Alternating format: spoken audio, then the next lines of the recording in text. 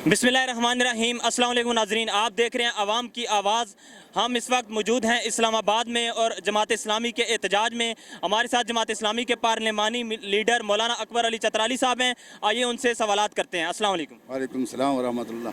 कैसे हैं सर? अल्हम्दुलिल्लाह। सर, आज का जो एहतजाज है जमात इस्लामी का, ये किस हवाले से है? ये इस हवाले से है कि कराची में मेयरशिप का जो इलेक्शन हुआ ये धांधली ज़दा है, ये लूट कसोट का नतीजा है, ये जमात इस्लामी की मैंडेट पर कब्ज़ा है और ये कराची के अवाम की तौहीन है। तो उस सिलसिले में यहाँ एहतजाजी मुज़ाहरा इलेक्शन कमीशन के ख़िलाफ़ हो रहा था।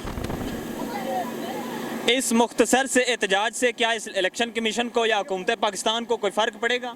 देखें, जो लोग पाकिस्तान में जमहूरियत चाहते हैं, जो लोग आईन पाकिस्तान को मानते हैं, जो लोग पाकिस्तान के आइन में दिए गए हुकूक़ को मानते हैं और जो इदारे आइन पाकिस्तान के तहत काम कर रहे हैं, उन पर तो ज़रूर असर पड़ेगा कि इतने कसीर तादाद में लोग और जगह जगह पूरे पाकिस्तान में कराची से लेकर चित्राल तक तमाम अज़ला में इसके ख़िलाफ़ एहतजाज हो रहा है और बाद में वज़न भी है और आदाद शुमार बताकर ये बताया जाता है, साबित किया जाता है कि हमारी मैंडेट पर डाका डाला गया है। बहुत शुक्रिया मौलाना साहब।